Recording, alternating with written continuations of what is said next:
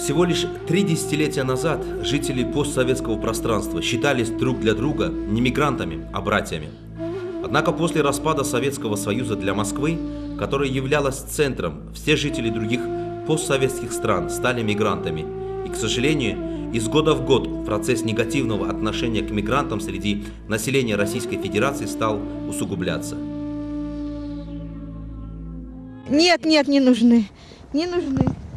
Ну, а кто будет, вот кто в Москве будет работать у нас? Вот, например, дворником. Кто будет работать? Нет, потому что не нужны. Мигранты. Нет. Ну, в какой-то степени, да. Отчасти. Я считаю, что нет, но потому что я считаю, что надо сначала русским предоставлять работу. Я считаю, что нет. Нужны. Для чего? Работать, чтобы. А куда без них? Дело все в том, что они спасают демографическую ситуацию в России. Лично мне нет. России тоже не нужны. Не нужны.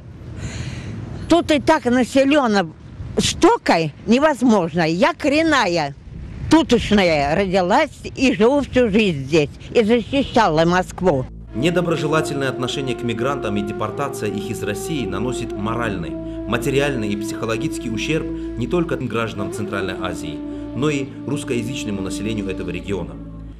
Галина Георгиева, уроженка Иркутской области Российской Федерации, имеет гражданство Республики Таджикистан. Ее тяжелая жизнь, которая усугубилась после возвращения дочери из России, вынудила эту удивительно доброй души человека обратиться с письмом за помощью и поддержкой в Комитет по телевидению и радиовещанию при правительстве Республики Таджикистан. Я бы хотела обратиться к людям, чтобы мне помогли правительство и укумат. Ради моих 2 детей, не ради меня хотя бы. Чтобы ее дочка была рядом с ней, училась и проживала как порядочный ребенок с матерью. Хотя ради моих детей я прошу откликнуться и помочь нам. Хотя ради моих внуков и дочки. И я хочу спасибо сказать телевидению, что ко мне хотя бы Шабака и Первый канал откликнулся. Не безразлично ко мне отнеслись, как другие, все взявшие. Хотя бы они приехали и откликнулись на мою беду. Спасибо вам за это. Перед тем, как разобраться в проблемах этой русскоязычной женщины из Таджикистана, напомним, что в нашей стране ни один государственный или частный телевизионный канал, ни одно независимое периодическое издание не публикует и не транслирует материалы, направленные на негативное и провокационное отношение к русскоязычному населению. Они для нас граждане Таджикистана, которых мы искренне уважаем.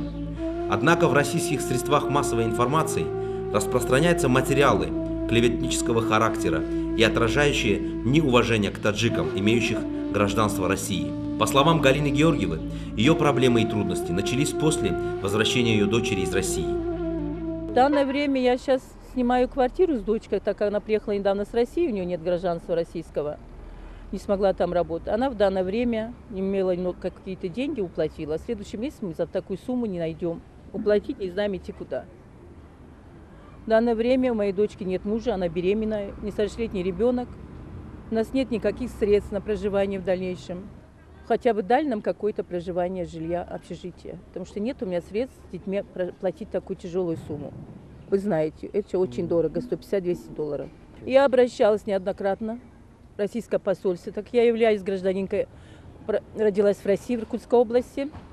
Мне ответили, вы прописаны в Душанбе, вы являетесь гражданином Таджикистана в данное время, пусть ваше правительство вам помогает. Позавчера дочка помогли, дали 1 раз 300 сомон 7 лет назад, и все. И больше сказали, не приходите, вы прописаны в Душанбе, пусть вас правительство ваше помогает.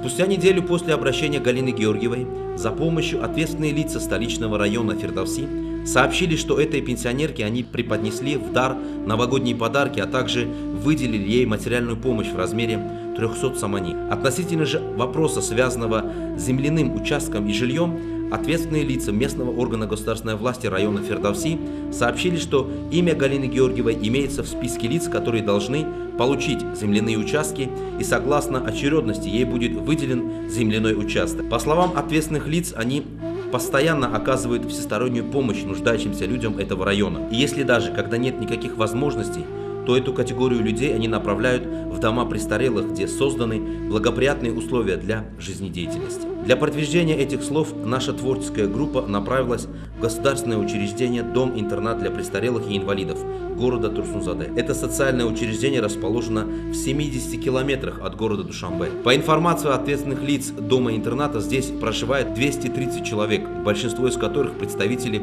русскоязычного населения Таджикистана. Так, в этом учреждении живут 73 таджика, 87 русских и 70 человек, представляющие другие национальности и народности. Прежде всего, мы поинтересовались условиями проживания и быта престарелых людей и людей с ограниченными возможностями в этом учреждении. Условия для хорошей жизни, комфортные у нас есть. Вот даже у меня, я лежачий инвалид, вот я не могу, допустим, кричать там санитарку, там Маруфат, Магерат. Вот, пожалуйста, у меня звонок, вот звонок, видите, у меня вызов, я вызываю, санитарочка приходит. Санитарочка приходит, что мне необходимо, она мне приносит там, обслуживать меня. Обслуживание у нас первоклассное. Обслуживание молодцы, девочки молодцы, медсестры молодцы. Мы им все благодарны. Вы видите нашу пищу. У нас без мяса, у нас обедов нету. Первое, второе, а на третье компот или чай.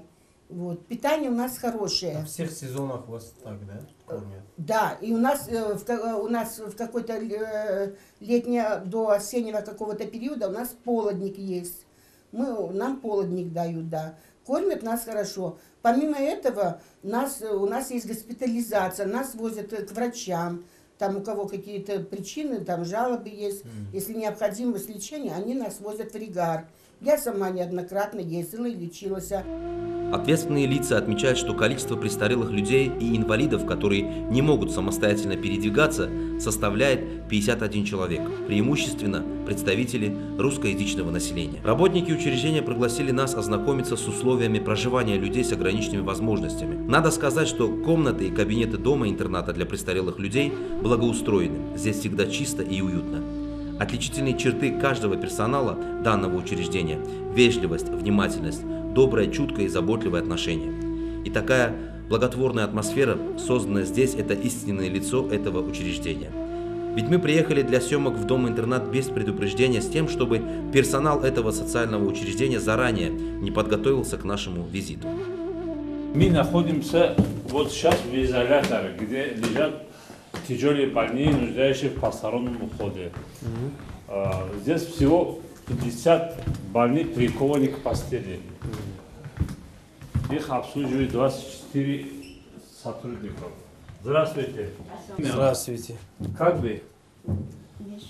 Голова перестала болеть или чуть-чуть болит? Лекарства дают. Это Синичкина Галина. Ничего, да? Горло перестала болеть? Да. Лекарства регулярно получают. Сейчас, салам алейкум. Так. Здравствуйте. Здравствуйте. Как видите, его привезли с раковыми заболеваниями. Нет, не надо. Не надо. Привязку делали? Делали. Делали ежедневную привязку. У него есть у него? В другую палату меня. Хорошо, мы это знаем, мы вас переводим. Пока побудьте здесь. У него раковые заболевания, прикован к постели. Люди нуждаются в постороннем уходе. Мы берем, то есть со всех, когда к нам приведут для постоянного жительства, мы определяем, куда их положить. То есть, если вот как он слепой, не может ходить, одеваться, их переводим в это отделение. Если он может себе обслуживать, ходить в столовые, в бане, их переводят там, где вы были, в общее отделение. Это отделение для лиц, нуждающих в постороннем уходе. Это отделение, тот, который в этой стране, это все... Да, рассчитан на 50 человек. Вот для них специально есть место, где с кухни переводят продукты, раздают всем, а потом сотрудники их кормят. Там тоже есть, да? Отделение переполнено, полное отделение. Вот. Макаренко Олег, у него нога нет и не слышит. Мы для него специально заказали вот этот наушник, слуховой аппарат специально, чтобы он мог слушать. Вот у него коляска. Вот идем сюда. Идем сюда. Мы находимся в очень интересной, Здравствуйте. Заслуживающей палата. Вот она врач-педиатр, ей 94 года. Весь жизнь работала врачом-педиатром. В конечном счете оказалась в дом-интернат. Остальные свою жизнь она проводит здесь. Сколько ей лет, говорили? 94 года. У нее есть дети. У нее есть дети, дети. Да? Дети в Таджикистане так, или? В России. Так, заходите. Дед Борис, как вы? Вот больной, у которого оба нога ампутированы, после перенесения глаукома где-то глаза не видят. Струнгин Борис. Дед Борис, как вы? Нормально. Покушали? Да, все нормально. Все нормально? Да. Все хорошо. Вот такие люди мы госпитализируем в это отделение. То есть нога нет. Да, он слышит. Он слышит. Как ухаживает за вами? Хорошо, нормально, чистенькие, все время аккуратненькие, моют, убирают постели, чистят все у нас. Спасибо. Санитарки, врачи приходят все время, смотрят нас. Вот, ничего, не жалуемся, нормально все. У вас дети есть? У меня дети, они в России давно уже. В России у вас есть дети, да? Да, в России дети есть. А звонят или как? Нет, они связи... Раньше была у меня связь через друга. У меня друг в Душанбе был один, он в аэропорту работал. Теперь он уехал в Россию, и у нас связь перестала. Они лет 6... Сколько детей у вас? У меня 3, но они уже большие, взрослые. Все в России живут, да? Да, они здесь жили, росли, а потом выучились, десятилетки позаканчивали, и там закончили. Приобрели профессию и уехали в Россию, да? Да, приобрели профессию, знания и в России. Если некоторые жители этого дома-интерната сетовали на то, что их долгие годы не навещают родные дети, то, по словам Екатерины, одной из жительниц этого учреждения, она не покинула Таджикистан и по своему собственному желанию выбрала именно этот дом-интернат для престарелых людей. Они все живут в России. Они приезжают. Вот сын в этом году, вот Ахлидин, наш директор Ахлидин Самадович, он видел моего сына, моих детей, всех видел. Они меня зовут, но я не могу оставить Душанбе. Вы знаете, я не могу. Я родилась здесь. Вот я даже говорю, что я воздух, вот этот воздух, я не могу без этого воздуха. Меня в Россию дочка старшая зовет в Ростов-на-Дону, сын зовет в Екатеринбург, дочка в Москву зовет. Я не могу. То есть я не могу свою родину оставить. Я родилась. Все мои предки здесь похоронены, и мои дети рождены здесь, и внуки мои. Ну, так получилось, что вот я определилась в дом-интернат. Вы сами этого хотели, да? Да, потому что, трудно. Ведь вы знаете, что во время войны очень трудно было, понимаете? И поэтому я решила так, что я лучше буду в интернате. Вот здесь я уже живу 8 лет. Сюда я приехала в 2008 году, в начале, в январе, 1-2 января. Вот, я приехала, хорошо встретили, у нас был другой директор, сейчас вот, в течение 8 лет я хочу вам сказать, что жизнь у нас здесь, вот вы видите нашу обстановку, вы видите, как мы живем, даже вот вы пришли, посмотрели, весь уют. Борис Стрункин, еще один из жителей учреждения, отмечает, что если в свое время хорошие люди не поселили бы его в этом доме-интернате, то он не знал бы, в каком положении он мог бы оказаться. Ведь он лишен обеих ног и к тому же ослеп. По его словам, у него 3 детей, которые давно его бросили и уехали в Россию. Вот если сейчас я им бы нужен был, Они бы не захотели, они бы нашли, правильно? Через интернет, правильно. Да, они же могли, они город-то знают, Душанбе знают, они здесь жили, они знают, куда обратиться. Квартиру продали, да? А это давно было уже, давно. Вот спасибо, что государству, вот что вы за нами смотрите, спасибо вам. Вот. А так вот, конечно, где бы вот я находился? На улице. А на улице что бы я делал? Я ходить не могу, не вижу. Кому я нужен? Глаза не вижу. Вот сейчас за мной вот здесь все смотрят. И санитарки, и медсестры, и врачи. Главный врач учреждения отмечает, что женщины-таджики, которые ведут свою деятельность в доме-интернате, ухаживают и заботятся обо всех престарелых людях учреждения как родные и дочери, почитают их как своих родителей. Эти больные, которые лежат, 50 человек, независимо от нации, и русские, и татари, и узбеки, и таджики, они сами себя обслуживать не могут. Поэтому 24 сотрудника ежедневно по 3 смены их обслуживают. Одевают, обувают, кормят, еженедельно отвезут. Здесь есть в самом отделении мини-баня, делают баня. Каждый день 3 раза их кормят, еженедельно постели меняют. То есть все сотрудники работают с лицом, которые сами себя обслуживать не могут. Тот, который у вас проживает, другие нации, у них есть дети? Вообще родственников и детей почти у всех есть. Почти у всех есть родственников и детей. Кто их привез? Их привезли кто-то из ближайших. Мало те, которые беспризорно доставляют к нам. А так с направлением доставляют кто-то. Поэтому есть у них.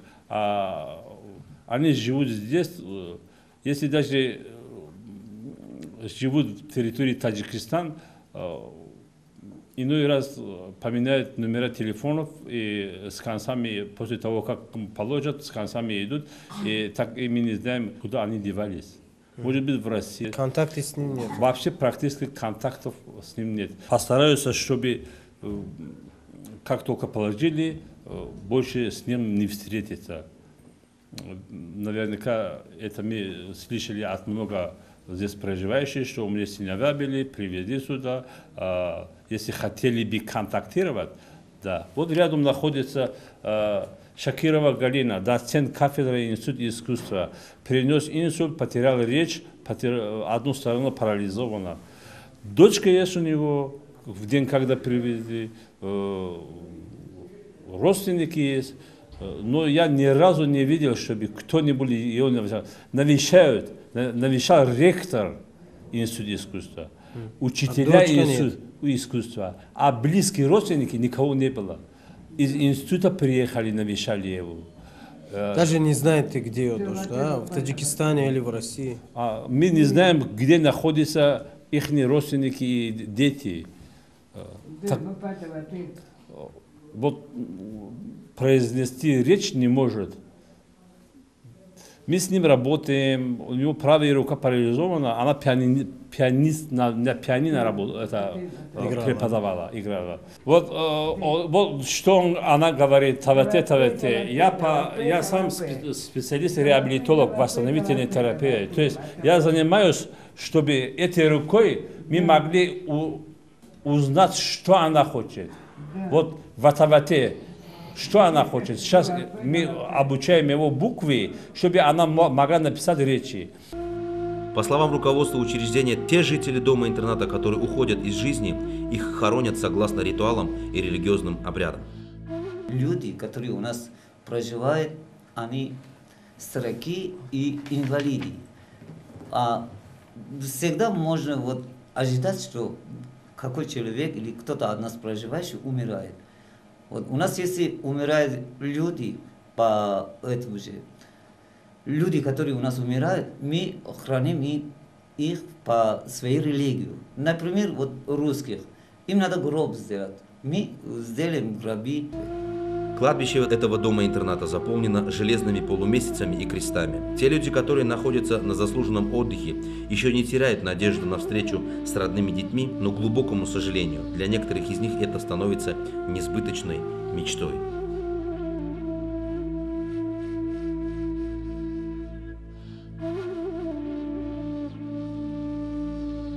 Люди должны проявлять любовь, гуманность, милосердие и сострадание, совершать благие дела и стремиться к тому, чтобы не унижать и не оскорблять представителей других национальностей. Возможно, у отдельных россиян, которые проявляют негативное отношение к другим национальностям и народностям, здесь, в Таджикистане, в домах престарелых, живут их родители, и за ними ухаживают, как за своими родными и близкими. Добрые и трудолюбивые таджикистанцы.